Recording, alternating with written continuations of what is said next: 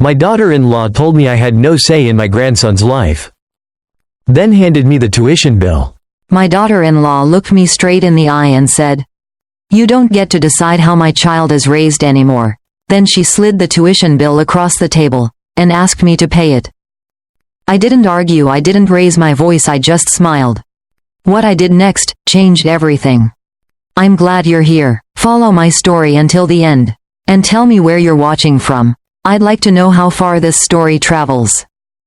The morning light filtered softly through the kitchen blinds, casting long, quiet lines across the oak table I had wiped down just minutes earlier. The house was still, except for the faint hum of the coffee maker and the small, steady footsteps of my grandson upstairs. Ethan was 7. He liked his toast cut into perfect squares and his eggs scrambled, never fried. I knew that without asking. I knew the exact way he liked his backpack zipped, the order of books inside, the little dinosaur keychain he insisted brought him good luck on spelling tests. I packed his lunch the way I had every weekday for the past 3 years. Turkey sandwich, apple slices, a small chocolate chip cookie, wrapped separately so it wouldn't get soft. No one told me to do these things. I just did them. Because when my son and his wife moved into this house after Ethan was born, they said it would be temporary. Just until they got back on their feet. Just until work stabilized. Just until they figured things out. That was 5 years ago. Somewhere along the way, temporary turned into routine. And routine turned into expectation. I woke up before everyone else. I cooked. I cleaned. I drove Ethan to school. Picked him up. Helped with homework. Sat through fevers, nightmares, and long evenings when his parents were too busy. I never asked for anything in return. Not even a thank you. But that morning felt different. There was a tension in the air I couldn't quite name. The kind that sits quietly in the corners of a room, waiting. I heard heels against the hardwood floor behind me. My daughter-in-law, Melissa, stepped into the kitchen. Perfect hair, perfect makeup, already dressed for work, phone in hand, eyes barely lifting to acknowledge me. "Make sure he doesn't eat too much sugar today," she said, glancing briefly at the lunchbox. I nodded. "He has a spelling test," I added. "I've already spoken to his teacher." She cut in, her tone smooth, dismissive. "I'll handle his education from now on." From now on. The words were simple, but they landed heavier than they should have. I turned slightly, just enough to look at her. "I've been helping him with his reading," I said carefully. "He's improving." She smiled, not warmly. Politely. The kind of smile that doesn't reach the eyes. "That's nice," she said, "but things are changing." I closed the lunchbox slowly, pressing the lid down until it clicked. Upstairs, Ethan laughed at something. Some cartoon still playing before school. For a moment, I let that sound settle in my chest. Then I looked back at her. And for the first time, I realized something had shifted. Not in the house. Not in the routine. But in how she saw me. Not as someone who helped raise her child. Just someone who was there. Temporary. And somehow, in the way she said, "From now on." I understood. She had already decided my place. She just hadn't realized yet. I was about to decide it too. The next morning, nothing looked different. That was the strange part. The same sunlight stretched across the kitchen floor. The same coffee brewed in the same old machine my husband had bought 10 years ago. The same small footsteps came down the stairs, dragging slightly because Ethan never fully woke up until his second bite of toast. But something had shifted. Not loudly, not dramatically. Quietly. Like a door that had been closed without anyone noticing. "Grandma, did you pack my dinosaur keychain?" Ethan asked, his hair still messy, his voice soft with sleep. I nodded and handed him his backpack. Front pocket, just like always. He smiled, that same wide, trusting smile that used to make everything feel simple. Then he sat down and started eating, swinging his legs under the chair, unaware of anything beyond his plate. Children don't notice power shifting in a house. They only notice who shows up. Melissa walked in a few minutes later, heels clicking again, Phone pressed to her ear. She didn't look at me this time. I already told them, she said into the phone. Yes, I'll be the primary contact moving forward. No, you don't need to call anyone else. Primary contact. I kept my hands on the counter. Steady. She ended the call and finally glanced in my direction. The school has my number now. Any decisions about Ethan go through me. Any decisions. I nodded once, not agreeing, not disagreeing. Just acknowledging. My son, Daniel, came in right after, adjusting his tie, already late as usual. He kissed Ethan on the head, grabbed a coffee, and avoided looking at either of us for longer than a second. Busy day, he muttered. He always said that when he didn't want to get involved. I watched him for a moment. The boy I raised used to ask me everything. What to wear, what to say, what to do when something felt wrong. Now he couldn't even hold eye contact long enough to notice that something already was. Mom's been helping with Ethan's reading, he said quickly, like he was filling silence rather than making a point. Melissa didn't even turn toward him. That's not necessary anymore, she replied, calm and final. I've hired a tutor. A tutor. I looked at Ethan. He paused mid-bite, glancing between us, sensing something without understanding it. I like Grandma's reading, he said quietly. Melissa smiled again, that same controlled smile. I'm sure you do, she said, but this is better for you. Better. The word hung in the air like a decision already signed and filed away. No discussion. No question. Just, replaced. I picked up his lunchbox and handed it to him. My fingers brushed his for just a second. Finish your milk, I said gently. He nodded. And just like that, the moment passed. Daniel checked his watch. We should go. Melissa grabbed her purse. I'll drive him today. That was new. I didn't react. I didn't ask why. I just stepped aside. Ethan hesitated at the door. Grandma, are you coming? I smiled. Not today, sweetheart. He frowned slightly, confused, but Melissa was already guiding him out. One hand on his shoulder. Firm but practiced. The door closed. The house went quiet again. I stood there for a long moment, listening to the silence settle into the walls. 5 years. 5 years of mornings just like this. And in less than 5 minutes, I had been removed from all of them. Not with anger. Not with a fight. Just a decision. Made without me. I walked back to the table slowly, my eyes falling on the small stack of papers Melissa had left behind. The tuition bill. Folded neatly, my name written across the top. I picked it up, smoothing the edges with my fingers. Then I sat down. And for the first time since yesterday, I let myself read every line. Carefully. Thoroughly. Because they had made one thing very clear. I had no say in how he was raised. But somehow, I was still expected to pay for it. I folded the paper again, slower this time. Set it down. And reached for my phone. I didn't argue. I didn't call them. I didn't ask questions. I dialed a different number. One I hadn't needed in years. Good morning, I said when the line connected. My voice calm, steady. I need to review some documents regarding an education fund. There was a pause on the other end. Then, of course, can you come in today? I looked at the empty kitchen, the untouched second cup of coffee, the quiet that no longer felt peaceful. Yes, I said softly. I think it's time. The bank hadn't changed. Same glass doors, same polished floors, same quiet hum of people handling things that mattered.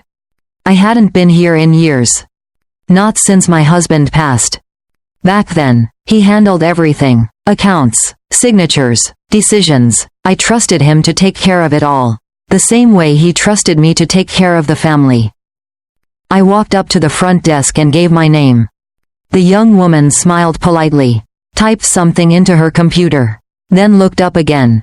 Oh, you have an appointment with Mr. Collins. I nodded. Of course I did. I had made sure of it. Mr. Collins stood when I entered his office. Older than I remembered, slower, maybe, but his eyes were still sharp. Mrs. Carter, he said warmly, it's been a long time. It has, I replied, taking the seat across from him. For a moment, neither of us said anything. Then I placed the folded tuition bill on his desk. I need to understand something, I said. He glanced at the paper. Then back at me. Of course. My daughter-in-law says I have no say in my grandson's education. I paused, but she also expects me to pay for it. I didn't raise my voice. I didn't need to. He leaned back slightly, studying me more carefully now. And you'd like to know what your role actually is? Yes. He turned to his computer, pulling up files I hadn't seen before. The screen reflected faintly in his glasses as he scrolled. Account numbers, documents, dates. Things that had existed quietly in the background of my life. After a moment, he stopped. Well, he said slowly. This is interesting. I didn't react. I just waited. He printed a few pages and slid them across the desk toward me. Your husband set up an education trust 5 years ago, he explained, for your grandson. 5 years. The same year they moved into my house. He named you as the primary controller. Mr. Collins continued, all tuition payments, school-related expenses, they go through this account. I looked down at the paper. My name. Clear, undeniable. He also included a clause. Mr. Collins added, his tone more careful now. Any major educational decisions tied to this fund require your authorization. Authorization. Not involvement. Not opinion. Authority. I let the words settle. Quietly. They've been using the fund, he went on, but based on these records, they've never formally requested approval. Of course they hadn't. That would have meant asking. And asking would have meant acknowledging. I traced the edge of the paper with my finger. Slow and steady. So, I said, my voice even, they don't get to decide everything on their own. Mr. Collins met my eyes. No, he said, they don't. The room felt very still after that. Not heavy. Not tense. Just clear. For the first time in a long while, there was no confusion about where I stood. I folded the documents carefully and placed them back on the desk. Can this fund be paused? I asked. He didn't hesitate. Yes. And any future payments? Require your signature. I nodded once. That was all I needed. When I stepped back outside, the air felt different. Cooler. Sharper. Not because anything had changed. But because now, I knew exactly what hadn't. They had made their decision. Without me. Now it was my turn. And I wouldn't need to argue. I would just stop signing. I didn't tell them anything that afternoon. When Daniel and Melissa came home, everything looked exactly the same. Dinner was on the table at 6. Ethan sat in his usual chair, talking about a spelling game he had played in class. Something about dinosaurs and long words.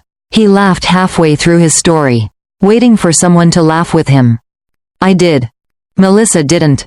She was scrolling through her phone, her expression calm, distant, like she had already moved on to the next decision, the next thing to control. Daniel nodded here and there, but his attention drifted. It always did. I served the plates the same way I always had. No one noticed the difference. Because there wasn't one. Not yet. Halfway through dinner, Melissa finally spoke. I confirmed Ethan's enrollment, she said, setting her fork down. The private academy starts next month. Private academy. She said it like it had already been decided. Like it had nothing to do with me. I took a sip of water before answering. That's a big change, I said quietly. It's the right one, she replied. Better structure, better opportunities. Better. She liked that word. Daniel cleared his throat. It's expensive, though. Melissa didn't look at him. It's an investment, she said, then her eyes shifted to me. That was the moment.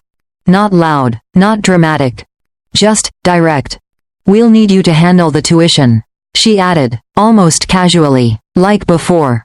Like before. As if nothing else had been said. As if yesterday hadn't happened. As if she hadn't just told me I had no say. I set my glass down carefully. The sound was soft, but it carried. And what exactly would I be paying for? I asked. Melissa tilted her head slightly, like the question didn't make sense. For his education, she said, obviously. I nodded once. And my role in that? I asked. There was a pause. Small, but noticeable. Daniel shifted in his seat. Ethan looked between us again. Quiet now, picking at his food. Melissa smiled. That same controlled smile. You don't need to worry about the decisions, she said, I'll handle those. I held her gaze. Steady. Unblinking. So clear now. She wanted the responsibility. But not the cost. Or maybe, she thought those two things didn't have to come together. I didn't respond right away. I didn't argue. I didn't remind her of the mornings, the homework, the years. None of that mattered in this moment. What mattered was what I knew now. I reached for my napkin, folded it once, then placed it beside my plate. Small movements. Controlled. I see, I said. That was all.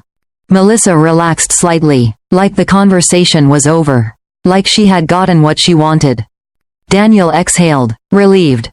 Ethan went back to his food. And dinner continued. Quiet. Normal. Finished. Later that night, after the dishes were done and the house had settled into silence again, I walked into my room and closed the door behind me. I didn't turn on the light right away. I just stood there for a moment, letting the quiet wrap around me. Then I reached into my bag, pulled out the documents, laid them carefully on the bed.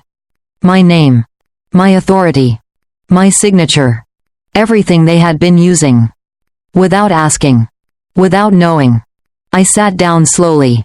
And for the first time since that dinner began, I allowed myself a small, quiet smile. Not because I had won anything. Not yet. But because now, I knew exactly where the line was. And I had already stepped past it. Without them even noticing. The next 2 days passed, quietly. Too quietly. No one mentioned the tuition again, no one brought up the school, no one asked me anything. And that told me everything I needed to know. They weren't unsure. They were waiting. Waiting for me to do what I had always done. Say nothing, handle everything, pay, without being asked twice. On Wednesday morning, I woke up at the same time. 5:30 a.m. The house was still dark. The kind of silence that used to feel peaceful. Now, it just felt empty. I walked into the kitchen, started the coffee, and stood there for a moment, watching the machine hum to life. Then I reached into the cabinet, paused, and closed it again. No lunchbox. Not today. Ethan came downstairs a little after 6, rubbing his eyes. Grandma, he said softly, is breakfast ready? I turned and smiled at him. Not yet, sweetheart. He looked confused, not upset, just surprised. That almost made it harder. Melissa came down right after. Already dressed, already moving fast. She stopped when she saw the empty counter. No breakfast? She asked. Her tone wasn't angry. Just expecting. I shook my head slightly. I thought you might want to handle things this morning. There was a small pause. Barely noticeable. But it was there. I have an early meeting, she said. You know that. I nodded. You mentioned you'd be taking over his routine. Her eyes narrowed just a fraction. Not enough for anyone else to catch. Enough for me. Daniel walked in, sensing something, but not asking. He never asked. Ethan stood between us, looking from one face to another, unsure what was happening. I'm hungry, he said quietly. Melissa exhaled, setting her purse down harder than necessary. She moved to the fridge, pulling things out quickly, not carefully. Not the way I did. Bread, eggs, no pattern, no order. Just getting it done. I stepped back. I didn't correct her. I didn't offer help. I just watched. By 7:10, they were running late. Ethan's backpack wasn't packed right. His worksheet was missing. His shoes were still by the door. Small things. Things I had always handled before anyone noticed they were problems. "Where's his spelling list?" Melissa asked sharply. I met her eyes. "I'm sure you'll find it." Another pause. Longer this time. Daniel checked his watch. "We need to go." Melissa grabbed Ethan's hand. "A little too tight. We'll fix it at school." She turned to me briefly. "We'll talk about the tuition tonight," she said. Not a question. A statement. I nodded once. Of course. The door closed behind them. And just like that, the house went silent again. But this silence was different. Not empty. Not uncertain. Clear. I walked back to the table and sat down slowly. No dishes, no crumbs, no lunchbox to clean. For the first time in 5 years. There was nothing waiting for me to do. I picked up my phone. Opened the email Mr. Collins had sent. The documents were attached. Ready. All it would take was one signature. Or the absence of one. I looked at the screen for a long moment. Then I closed it. Set the phone down. And whispered, almost to myself. Let's see how they manage without me. That evening, they brought it up again. Not gently. Not casually. Direct. We were at the table. The same way we always were. Dinner plated. Ethan talking about something from school. His words running together in that way children do when they're excited. I listened. Melissa didn't. She waited. Until he was done. "Ethan, go finish your homework upstairs," she said. Her tone was soft. But it wasn't a suggestion. He looked at me for a second. Like he always did before leaving the table. Like he was checking if I would say something. I smiled. "Go ahead, sweetheart." He nodded and left. The moment the stairs creaked under his feet, the room changed. Melissa set her fork down. "We need to finalize the tuition," she said. No build-up. No transition. Just, straight to it. Daniel shifted beside her, already uncomfortable. I reached for my glass. Took a small sip, then placed it back down. "What exactly needs to be finalized?" I asked. She leaned back slightly. "The academy sent the payment schedule," she said. "First installment is due this Friday." Friday. 3 days away. I nodded slowly. "And you've completed the enrollment?" I asked. "Yes." "Signed everything?" "Yes." "And you didn't think to include me in any of that?" Her expression didn't change. "You said yourself," she replied calmly, "you didn't need to be involved in the decisions." I held her gaze. "I said I understood your position." There was a difference. She chose not to hear it. Daniel cleared his throat. "Mom, it's just, the school is a great opportunity. We all want what's best for Ethan." "We." I let that word settle. "Of course," I said quietly. "And who decided what was best?" Neither of them answered. They didn't need to. The answer was sitting right across from me. Melissa leaned forward slightly, her voice still controlled. "Look, this doesn't need to be complicated," she said. "You've always handled the expenses. We're just continuing that." Continuing. Like nothing had changed. Like yesterday morning never happened. Like she hadn't drawn a line and placed me firmly on the outside of it. I folded my hands on the table. Small movement. Deliberate. "And if I choose not to continue?" I asked. That was the first time she paused. Not long. Just enough. Daniel looked at me then. Really looked. "Mom, what do you mean?" I didn't raise my voice. I didn't lean forward. I just stayed exactly where I was. "I mean," I said evenly, "if I'm not part of the decisions, why would I be part of the payments?" Silence. Real silence this time. Not the kind you ignore. The kind that sits between people and waits. Melissa's smile came back. But it was tighter now. "You wouldn't do that," she said. Not a question. A belief. I tilted my head slightly. "Wouldn't I?" Daniel exhaled slowly. "Mom, this isn't about sides." No. It wasn't. That was the problem. There are no sides, I said. There are responsibilities. I paused. And those usually come together. No one spoke after that. Dinner sat untouched for a moment. Cooling. Just like the air in the room. I stood up first. Calm. Unhurried. I'll think about it, I said. Not yes. Not no. Just enough. As I walked away, I could feel their eyes on me. Confused. Uncertain. For the first time in a long while. They didn't know what I was going to do next. And that was exactly where I wanted them. Friday came faster than they expected. It always does, when something is due. I heard Melissa on the phone before I even walked into the kitchen. Yes, I understand, she was saying, her voice tight but controlled. We'll have the payment processed today. A pause. No, there won't be any delay. Another pause. Her tone shifted, just slightly. I said, it will be handled. I stepped in quietly. She turned the moment she saw me. Not surprised, just aware. The call ended shortly after.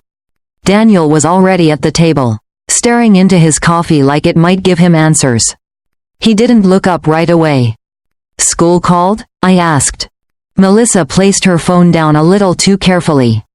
They need confirmation of the payment, she said. Confirmation. Not request. Not discussion. Just expectation. I nodded once. That makes sense. Neither of them spoke. They were waiting. Again. Ethan came down a minute later. Cheerful, unaware. Is it a school day or a stay-home day? He asked. Smiling. I looked at him. School day, I said gently. He grinned and sat down. Routine. Children hold on to routine, even when everything else shifts. Melissa turned back to me. We need to send the tuition today, she said. They won't hold his spot much longer. I met her eyes. Calm. Steady. And what happens if it's not sent? I asked. That wasn't the answer she expected. Her jaw tightened. We're not going to find out, she said. Daniel finally looked up. Mom, did you already take care of it? He asked. There it was.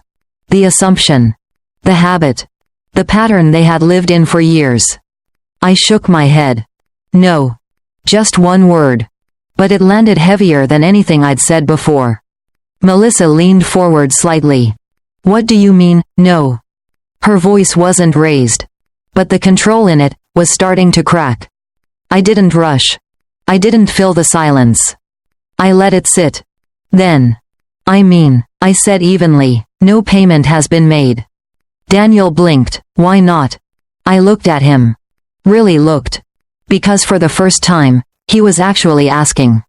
Because no one asked me to be part of the decision, I said. Simple. Clear. Melissa let out a short breath.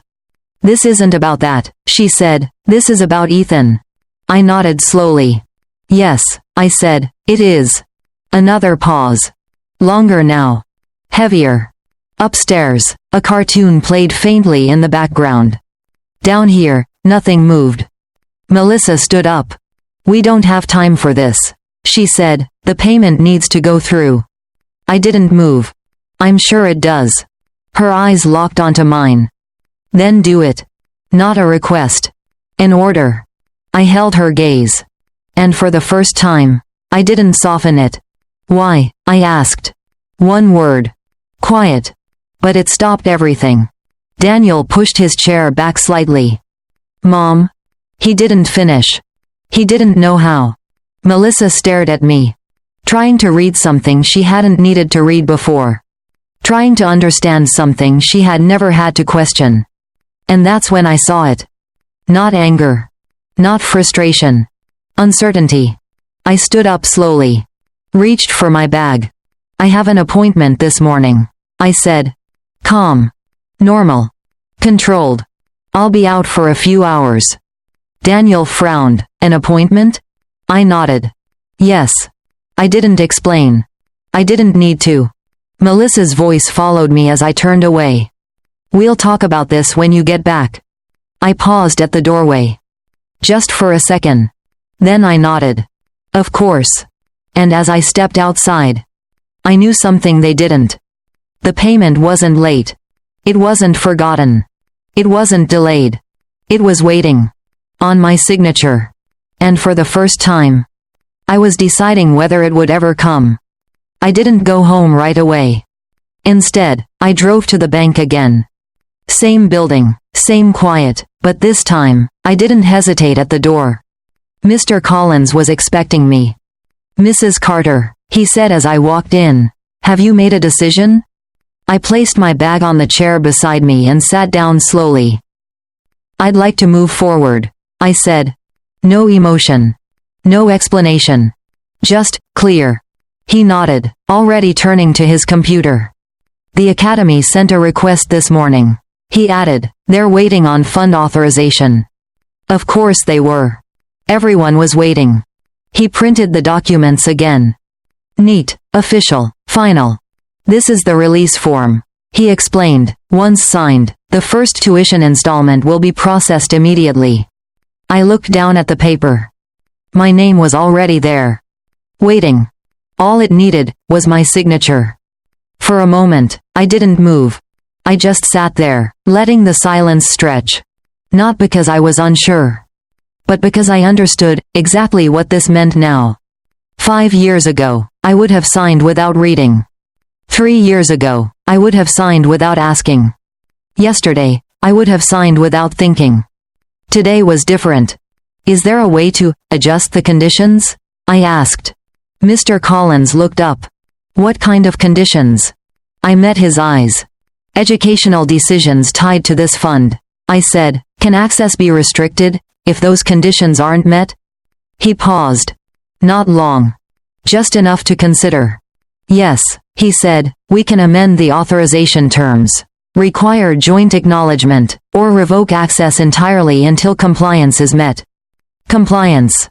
Such a simple word. I nodded slowly. "Then I'd like to revise it." He didn't ask why. He didn't need to. A new set of documents printed. Slightly different. Subtle changes. But powerful ones. "From this point forward," he explained, "any tuition payment requires your written approval, after formal inclusion in the decision-making process." Inclusion. Not assumption. Not silence. I picked up the pen. Turned it once between my fingers. Then signed. Carefully. Deliberately. The ink dried almost instantly. Mr. Collins collected the papers and nodded. "It's done." Just like that. When I walked out of the bank, the air felt sharper than before. Clearer. Not because anything had exploded, but because something had been corrected. I got into my car and sat there for a moment. Phone in my hand. A message already waiting. From Melissa. "Did you handle the payment?" I looked at the screen. Read it once. Then again. I didn't answer. Not yet. Instead, I started the engine. And drove home. Because this part wasn't about money anymore. It was about something they had taken for granted. Something they thought I didn't notice. Something they believed I would never question. And now, they were about to. When I got home, the house was too quiet. Not the peaceful kind. The waiting kind. Melissa was in the living room. Not on her phone this time. Not distracted. Just sitting. Waiting.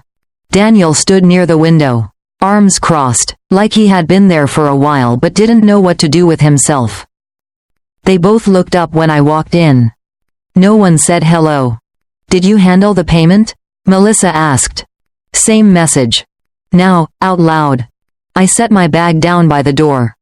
Slowly. Carefully. Then I looked at her. "Yes," I said. Her shoulders relaxed, just slightly. Daniel exhaled. The tension in the room shifted. But only for a second. "Good," she said, already turning away. "I told them it would be taken care of." Of course she did. I nodded once. "I'm sure you did." I walked past them into the kitchen, placing my keys on the counter. The sound echoed more than it should have. Behind me, I could feel it. That small moment of discomfort. Something not quite settled. Daniel stepped in first. "Everything okay?" he asked. I turned to face him. "Yes." Short. Simple. True. But not complete. Melissa followed. So the first installment is confirmed, she pressed. There it was again. Control. Detail. Ownership, without question. I met her eyes. Calm. Unmoved. It's been addressed, I said. Not a lie. But not what she wanted either. Her expression tightened. What does that mean? I didn't answer right away. I let the silence sit between us. Let it stretch. Let them feel it. Then I reached into my bag. Pulled out a folded copy of the documents. Placed them on the table. Between us. Daniel stepped closer first. Melissa didn't move. Not yet. What is this? She asked. I looked at her. My terms, I said. That got her attention. She walked over, picked up the paper, her eyes moving quickly across the page. Line by line. Word by word. And then. She stopped. Daniel leaned in beside her. What does it say? He asked. She didn't answer. Not immediately. So I did. From now on, I said, my voice steady, any payment related to Ethan's education requires my written approval. Daniel blinked. Okay. I continued. And that approval only happens if I'm included in the decisions. Silence. Heavy this time. Melissa looked up. Really looked at me.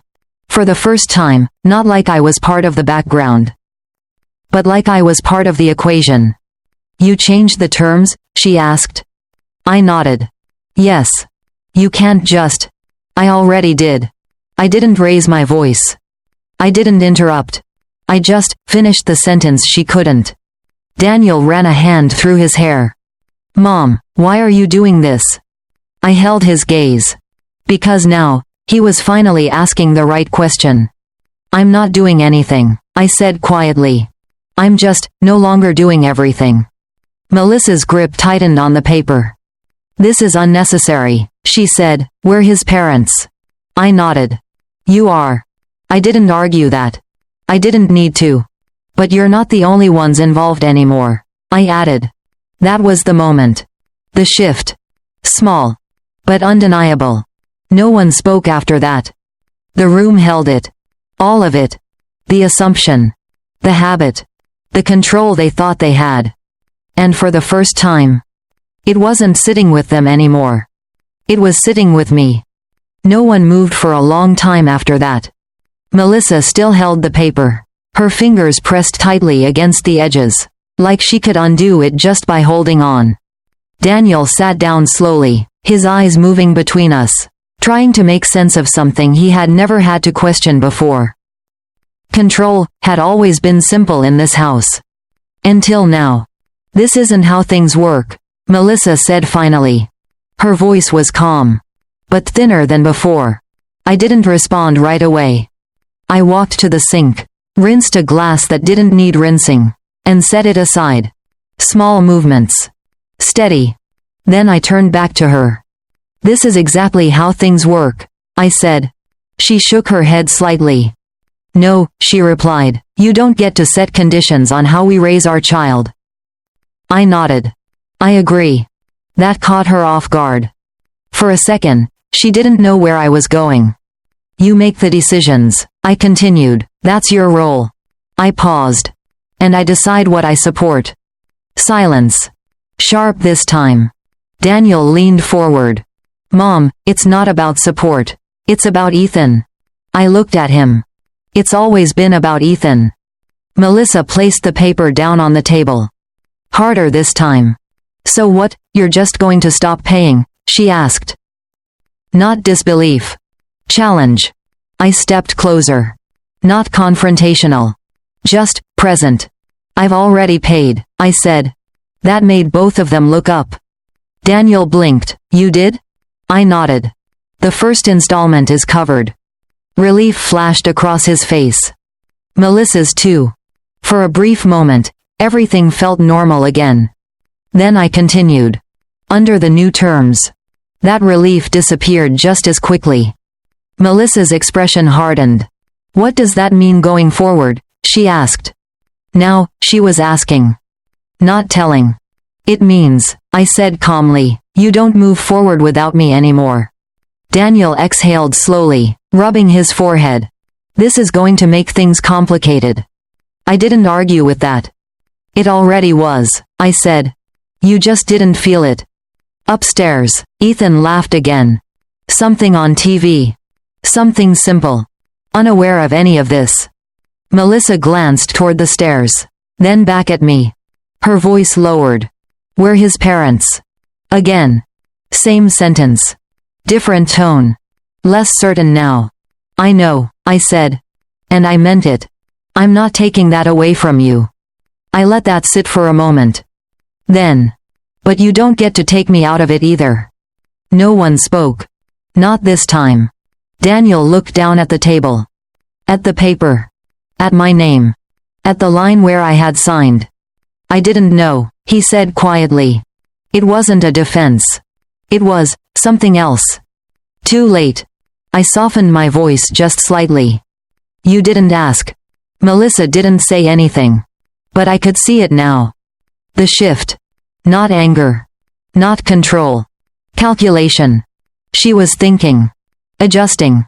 Trying to find a way around something she hadn't expected. I picked up my bag. The conversation was over. Not because it was resolved. But because the balance had already changed. As I walked past them, I stopped for just a second. Not to look back. Just to say one more thing. You can raise him however you choose, I said quietly. And I can choose what I stand behind. Then I kept walking.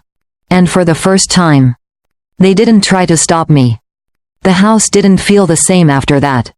Not louder. Not colder. Just different. The next few days passed without arguments. No raised voices, no slammed doors. But something had shifted. Melissa stopped giving instructions the way she used to. No more, make sure he eats this. No more, don't let him watch that. Instead, she asked.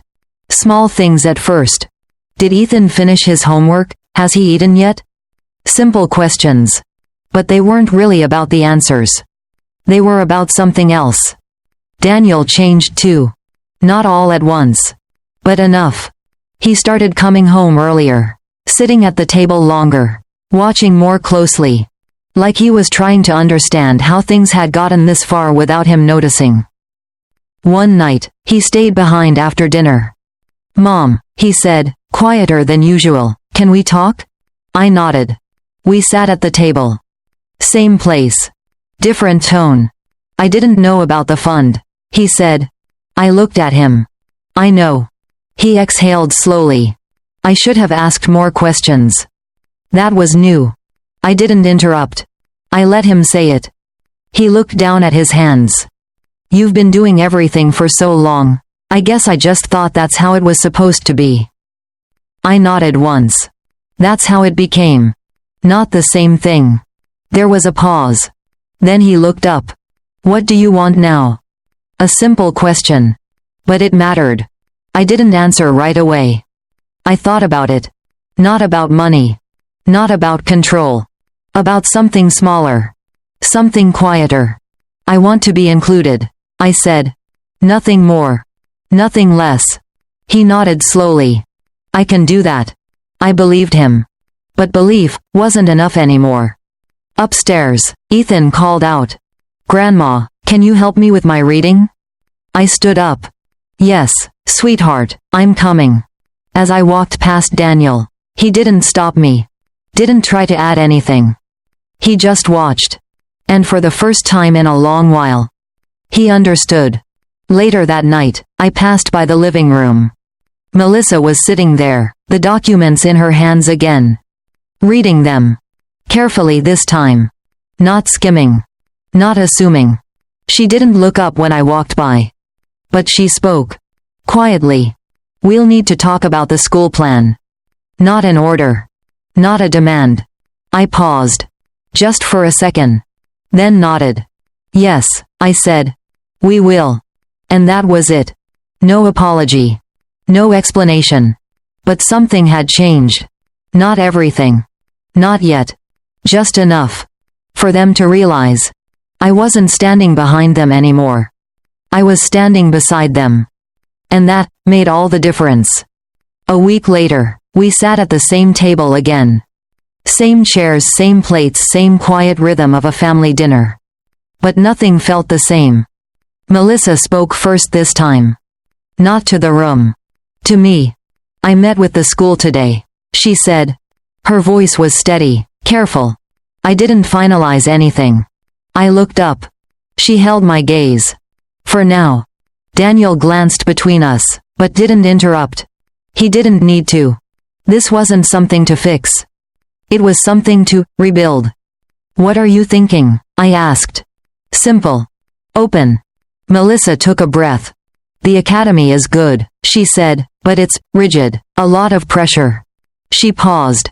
I didn't ask before, she added quietly. I should have. Not an apology. But close enough. I nodded once. And now? She glanced down at her hands. Then back at me. I want to go over the options together, she said. Together. The word settled differently this time. Upstairs, Ethan's footsteps came running down. Grandma, I got all my spelling words right, he said, holding up a paper. I smiled. Let me see. He rushed over, climbing into the chair beside me like he always had. Like nothing had changed. I looked at the paper. Every word circled in green. Every line steady. Looks like someone's been practicing, I said. He grinned. You helped me. I didn't correct him. I didn't need to. Melissa watched us for a moment. Quiet. Observing. Not interrupting. Daniel leaned back in his chair, exhaling slowly. For once, no tension. No waiting. Just space. I placed the paper down carefully. Then looked at both of them. Education isn't just about the school, I said. They listened. Really listened. It's about who shows up, I added, every day. Melissa nodded. I see that now. There was no grand moment after that. No dramatic resolution. Just a shift. Subtle. But real. The academy decision wasn't made that night. Or the next. We talked. Compared options. Asked questions. Together. And the fund? It stayed exactly where it was. Not as leverage. Not as control. But as a reminder. That support comes with presence. That night, after everyone went upstairs, I stayed at the table a little longer. The house was quiet again. But not empty. 5 years ago, I stepped in without being asked. I gave everything, without question. And slowly, I disappeared inside that role. Now, I was still here. Not behind them. Not above them. Beside them. I turned off the kitchen light and headed upstairs. Passing Ethan's room, I heard his voice drift softly through the door. Good night, Grandma. I paused. Smiled. Good night, sweetheart. And for the first time in a long while, I wasn't wondering where I belonged. I already knew.